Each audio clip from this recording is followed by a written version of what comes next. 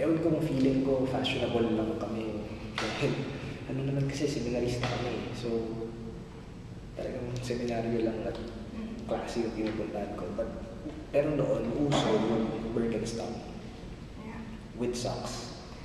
Okay. So, yung black na strap na Birkenstock, hindi yung Birkenstock na closed. So, yung open, tapos nakasocks ka. So, yun, uso yun nun. Or baka feeling ko lang uso, pero hindi pala uso. Pero ang dami ko nakikita ng gano'n eh. Unless maputi ka, na maganda yung paa mo, pwede kang walang socks.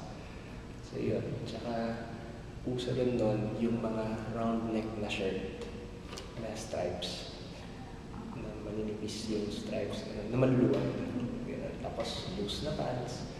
Tapos medyo one size bigger yung shirt mo na round neck na may stripes. Tapos yung hati mo nasa gitna na gano'n. Ayan, yun yung mga uso na. Mga Red Sternberg na, alam mo yun, mga, ano yun yung sa Channel 7,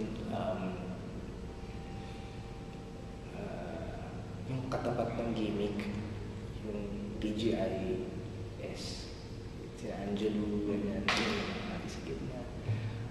Pag naka-braces ka, cool ka, gano'n.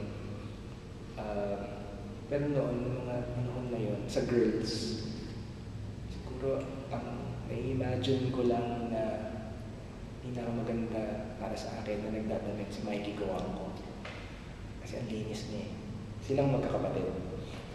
Polo lang na long sleeves na naka-fold white, tapos naka-leggings. Hindi ko alam yung shoes nila eh. Pero yun, yung ganda-ganda lang. Lalo na si Maymay. Kasi siya yung mas mukhang social looking. Pero lahat sila nakatambay lang sa Konya bench, dun sa may cafe.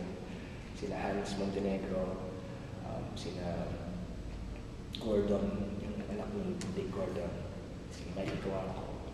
Ano ako nung first year? Yun yung mga, tapos kami, yun ang damit namin.